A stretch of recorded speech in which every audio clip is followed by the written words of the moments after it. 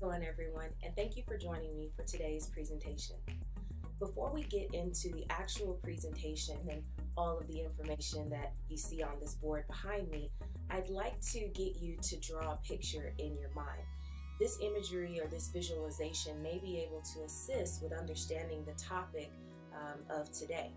So if you can imagine, it's a warm summer day, and what you decide to do is go downstairs, get in your car, turn your car on, and take it for a drive around the city for about an hour.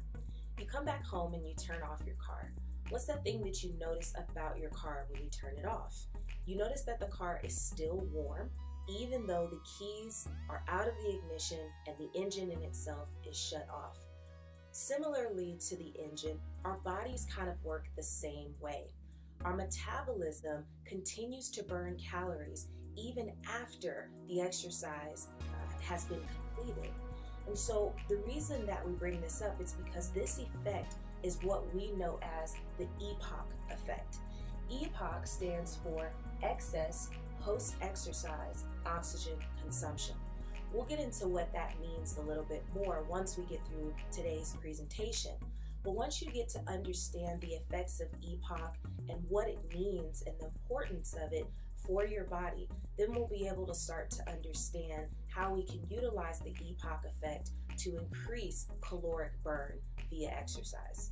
So one of the things that you see here on the board is you see a display of oxygen consumption during aerobic exercise. And so I'm going to explain this a little bit more before we get into our 3 points or our 3 topics for today. Okay. So on your y-axis here, you see oxygen consumption, otherwise noted as VO2 or volume of oxygen. And the bold line, the bold red line that you see throughout this graph, this kind of notes your level of oxygen based on the state that you're in.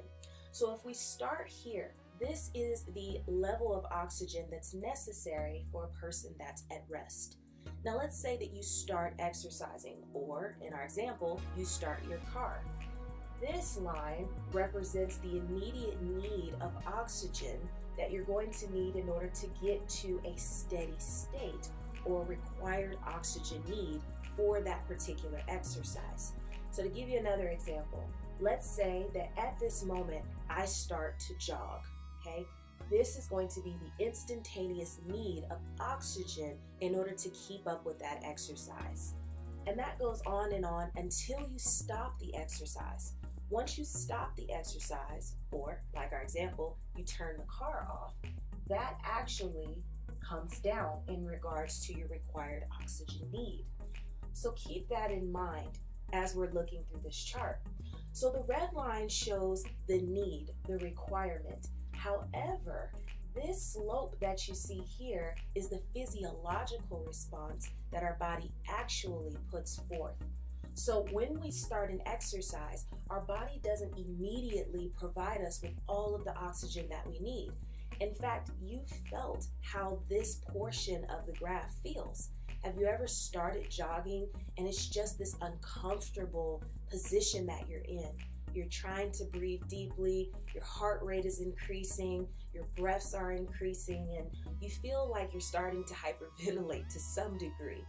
That is your body trying to meet the physiological demand or the need, if you will, for oxygen.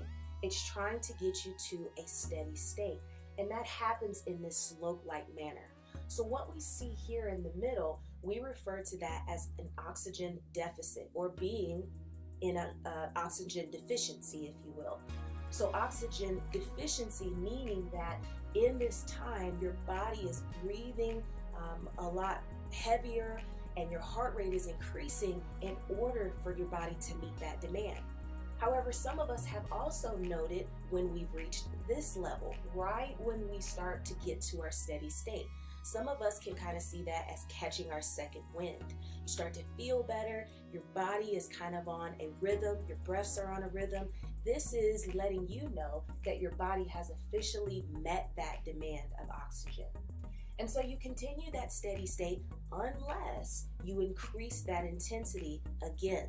However, in this case, for the aerobic exercise, we're just going to keep going. Let's say you do that jog for 20 minutes.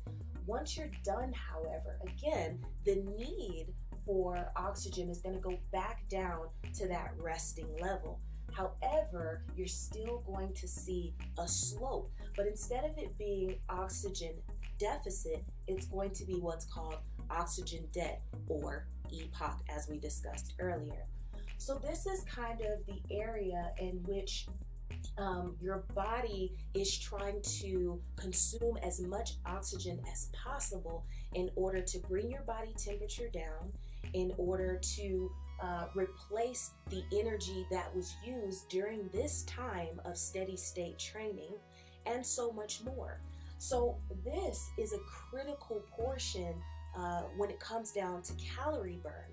And so if we jump down into our 3 points here, the first one being EPOC is influenced by intensity, not duration. Okay? So understand that when it comes down to oxygen consumption, right, we expend about 5 calories for every liter of oxygen that we consume. So what that means is the more oxygen we consume, the higher the caloric burn. So that would directly point towards intensity rather than duration. What are you saying, Bree? I'm saying, and this kind of jumps into point number 2, that there are different forms of training and exercise that are better suited for caloric burn. So if you're comparing your long walk or your lengthy jog, and you're comparing that to, let's say, a high intensity interval training session or a heavy resistance training session, research or collective research has stated that essentially resistance training, circuit training, and HIIT training, along with short rest intervals, has been seen to burn more calories than, say, a standard steady state exercise training program, which would be your average jog or your walk. So this is something that you're going to want to consider if you're really looking to challenge yourself and bring something new to your exercise training regimen.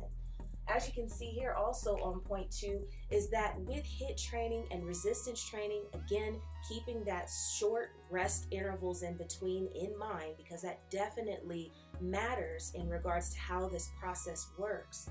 You can burn up to 6 to 15% more calories than what you would if you were walking or jogging. Now hold on real quick. If you are that individual that's new to training, new to exercise, I'm not necessarily suggesting that you jump into heavy resistance training tomorrow. I'm not suggesting that you do a high intensity interval training session if you've never done it before. Keep in mind that progression is still a part of the training process in order to be successful. You're not going to go outside one day and start sprinting, right? Because you could be susceptible to injury. What you would do, on the other hand, if you're just starting out, is you may start off with a light jog or a light walk, or kind of a slow-paced walk, if you will. So keep that in mind. Your training program and where you currently are is really going to affect your ability to be able to perform a high-intensity interval training session, or to be able to lift heavy weights or heavy resistance training programs with short intervals in between. It's really challenging, but the benefits are there, and we're seeing that through research. Also, one of the most important pieces about all of this, in addition to training programs in general, is recovery is critical. It is absolutely critical in order for EPOC to be effective. So essentially what this is saying is if you're trying to increase that caloric burn, get more of a challenge out of your training programs, you should probably think about HIIT training or circuit training programs that allows for your body to work out of the anaerobic pathway. So through the anaerobic pathway and having those short resting intervals in between, your body is going to kick up your metabolism so that it can provide you with the necessary energy in order to get through that training program. So again, I'm not necessarily suggesting that we all jump into HIIT training and heavy resistance. You have to make sure that you understand where you currently are in your training regimen. But if you have been training consistently and you feel that you're ready for this step, this could be the challenge that you're looking for. And so here we go again. When it comes down to the anaerobic effects of EPOC, it's going to look a little bit different from this chart. This chart is simply suggesting what it would look like from an aerobic standpoint. So the reason that I bring this presentation to you all today, because I think it's critical to understand how our bodies are responding to exercise and what it looks like from this picture, if you will. So just like a car, when you're starting it up, especially in the morning, when it's a cold day, it takes time for the car to be able to warm up the engine and to get it to where it needs to be so that you are ready to drive or to make your drive in a steady state. But as well, when you stop the car or you turn the car off, it's also going to take some time in order to bring the temperature down and in order to get everything back to a regular resting state. Our bodies act and respond in the same way. So it's really cool. I hope you guys enjoyed today's FitWell presentation. If you have any questions, please feel free to let us know in the comment section. Thank you so much, and we hope you have a wonderful day.